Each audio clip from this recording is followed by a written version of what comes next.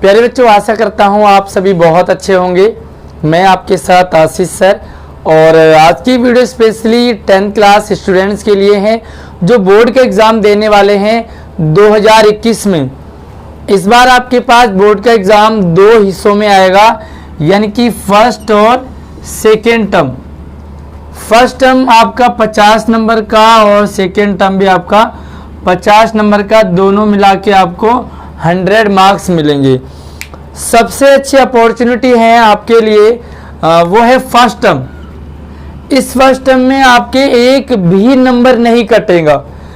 जिसकी राइटिंग खराब है, जिसकी राइटिंग बहुत अच्छी है, कोई मायने नहीं रखता। बस आपको थोड़ा सा ध्यान रखना है कि कैसे आपको मार्क्स लाने हैं। काफ़ी सारे बच्चों को सिलेबस की प्रॉब्लम है कि सिलेबस में क्या आएगा, क्षितिज और कृत्तिका में क्या कौन से चैप्टर आने वाले हैं, कैसे आपकी तैयारी करनी है, आपको ग्रामर में कौन से टॉपिक आएंगे और इनकी तैयारी आपको कैसे करनी है, ताकि आपके मैक्सिमम यानी कि 48 से आपके 50 मार्क्स कंफर्म है। तो अगर आपको वीडियो पसंद आती है तो इसे आपने लाइक भी करना है, अपने दोस्तों को भी जरूर शेयर कीजिए। और सैटरडे संडे की लाइव क्लास में जुड़ने के लिए अगर आपने हमारे चैनल को सब्सक्राइब नहीं किया है तो जरूर सब्सक्राइब कर लीजिए, ताकि आप लाइव सेशन हमारा अटेंड कर सके। तो यहाँ पर अपठित गद्यांश और अपठित पद्यांश तो आपको बताइए हिंदी में आते ही आते हैं। ये ऐसा गद्य है, ऐसी कविता है जो आपने पहले पढ़ी ना हो सकता पढ़ी भी हो। तो इन दोनों पर फोकस तो बिल्कुल नहीं करना, टाइम वेस्ट रहेगा, ठीक है। क्योंकि नवंबर दिसंबर में आपका एग्जाम होने वाला है, तो आपको मैक्सिमम उस चीज पे ध्यान देना है जिस पर आप कर सकते हो। आपकी वर्कशीट लगातार आ रही है और वर्कशीट में आपने देखा होगा कि गद्यांश की और पद्यांश की प्रैक्टिस ज़्यादा करवाई जा रही है। तो आपकी अगर आप वर्कशीट को प्रॉपरली देखते हैं तो आपके ये दोनों टॉपिक क्लियर हो जाते हैं, और 5 नंबर का ये कन्फर्म है और 5 नंबर का ये कन्फर्म है, कोई भी दिक्कत आपको नहीं आएगी। अब हम आगे बढ़ते हैं और हम देखते हैं क्षितिज काव्य खंड से कौन से चैप्टर आने वाले हैं। तो देखो, क्षितिज काव्य से हमारे पास 2 ही चैप्टर आएंगे, तो काफ़ी अच्छा मौका है। चैप्टर कम है तो तैयारी आपकी अच्छे से हो सकती है। देखो, पहला चैप्टर आपके पास सूरदास के पद, जो कि पहला ही है, और उसके बाद है राम लक्ष्मण परशुराम संवाद। इन दोनों चैप्टर की, दोनों कविताओं की वीडियो मैंने प्रॉपर बना रखी है। अगर आपको समझनी है तो चैनल के इस वीडियो के लिंक में डिस्क्रिप्शन में लिंक दिया, आप जाके देख सकते हैं। तो देखो, बहुत ही आसान है। आपके पास MCQ आएंगे। चैप्टर आपने कविता पढ़ ली, समझ ली, 4 ऑप्शन होंगे, तो आपको कहीं ना कहीं आंसर उसमें मिल ही जाएगा। लेकिन कब मिलेगा? जब आपको ये दोनों चैप्टर पता होंगे, कविताएं पता होंगी। तो आपको सिर्फ और सिर्फ 2 ही कविताओं को पढ़ना है और समझना है। दूसरा देखो, अगर हम गद्य की बात करें तो गद्य में आपके पास नेताजी का चश्मा और बाल गोविंद भगत, सिर्फ 2 चैप्टर हैं। यानी कि 2 आपके कविता में हो गए, 2 आपके गद्य में हो गए। तो टोटल आपके पास 4 ही चैप्टर आएंगे, और 4 चैप्टर में से आप पूरे मार्क्स ला सकते हैं। नेताजी का चश्मा और बाल गोविंद भगत बड़े इजी चैप्टर हैं, और जब भी MCQ टाइप का सवाल होता है ना, तो आप अगर कहीं कंफ्यूज हो रहे हैं तो आपको आंसर आ जाएगा। जब आप ऑप्शन देखेंगे, मान लीजिए कहा गया है कि भाई नेताजी की मूर्ति पर चश्मा किसने लगाया, तो 4 नाम हैं, आपको ध्यान से उतर रहा है, लेकिन कहीं ना कहीं जब ऑप्शन देखेंगे तो आपको आंसर मिल जाएगा। आराम से आपके पूरे मार्क्स इसमें आ जाएंगे। चलिए, तो आगे हम बात करते हैं व्याकरण में। तो व्याकरण में आपके पास 4 टॉपिक होंगे ऐसे 1 में।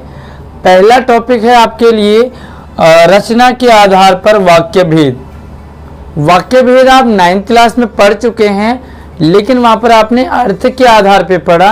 अब हम पढ़ेंगे रचना के आधार पे, यानी कि बनावट के आधार पे, स्ट्रक्चर के आधार पे। तो स्ट्रक्चर के आधार पे वाक्य भेद आपके लिए। उसके बाद देखिए वाच्य भेद, अगला टॉपिक। पहला है वाक्य भेद, अगला है वाच्य भेद। तो आप नोट करते जाइए, ताकि आपको तैयारी किन किन टॉपिक की करनी है आपको ये पता रहेगा। वाच्य भेद साथ में आपको वाक्य परिवर्तन करने के लिए आएगा। तो यहाँ पर क्या रचना के आधार पे वाक्य भेद 4 सेंटेंस दे दिए जाएंगे आपको और पूछा जाएगा कि ये सेंटेंस किस टाइप का है, यानी कि कौन सा वाक्य है। अगला पूछे जाएंगे परिवर्तन, इस वाक्य को परिवर्तन करेंगे तो कौन सा वाक्य बनेगा। तो 2 सवाल आपके वाक्य परिवर्तन के, 2 सवाल आपके पहचान के। इसी तरह से वाक्य परिवर्तन और वाक्य भेद, कौन सा वाक्य है और अगर इसे बदलेंगे तो कौन सा होगा। वाक्य और वाच्य क्लियर हो गया। अगला टॉपिक रहेगा आपके पास पद परिचय। पद परिचय अपने आप में क्लियर एक अपना टॉपिक ही है। तो इसमें आपके पास 4 सवाल होंगे और चारों के चारों आपके पास पद परिचय के होंगे। रचना के आधार पे आपके पास 4 सवाल होंगे, 4 नंबर का हो गया।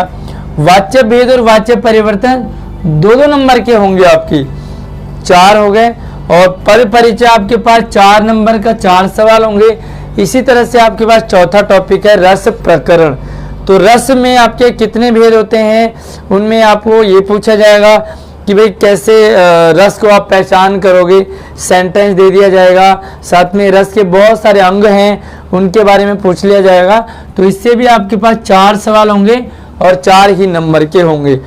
तो टोटली अगर आपके ग्रामर है 16 नंबर का, और ग्रामर में आपको थोड़ा सा ध्यान देना होता है, पूरे 16 में से 16 मार्क्स आपके आ जाते हैं, इसमें कोई भी दिक्कत नहीं आती है। अब हम बात करते हैं अपठित गद्यांश और पद्यांश की।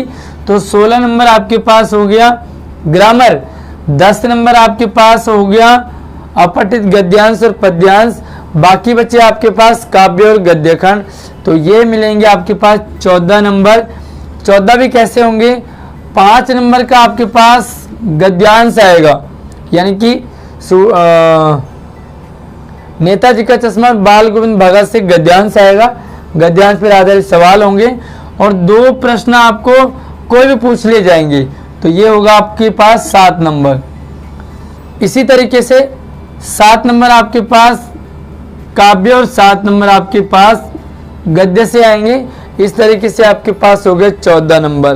तो आई थिंक आपको इस तरह से तैयारी करेंगे तो आपके बहुत अच्छे नंबर नहीं, पूरे नंबर आएंगे। और मुझे उम्मीद है अगर आपको मैं सैटरडे को जो आपको संडे को जो टॉपिक लाइव पढ़ाने वाला हूँ वो रहेगा आपके पास रचना के आधार पे वाक्य भेद। तो अगर आपको ये टॉपिक समझना है, अच्छे से समझना है, तो लाइव क्लास में हमारे साथ जुड़े हैं आप। सैटरडे संडे को कौन सा डे सही रहेगा, साथ में टाइमिंग क्या रहेगी, तो जितने मैक्सिमम बच्चों का टाइमिंग सेट होगा उसी टाइम में हम क्लास रखेंगे। तो चलिए वीडियो को लाइक कर लीजिए। कोई भी डाउट रहता है तो मुझे कमेंट कर सकते हैं। हालांकि ये सारे टॉपिक आपको हमारे चैनल पे मिल जाएंगे, आप देखिए और उनसे अपना टेम्परेरी काम चलाएं। लेकिन अगर आपको 50 में से 50 लाने हैं तो आप लाइव क्लास ज्वाइन करें। धन्यवाद।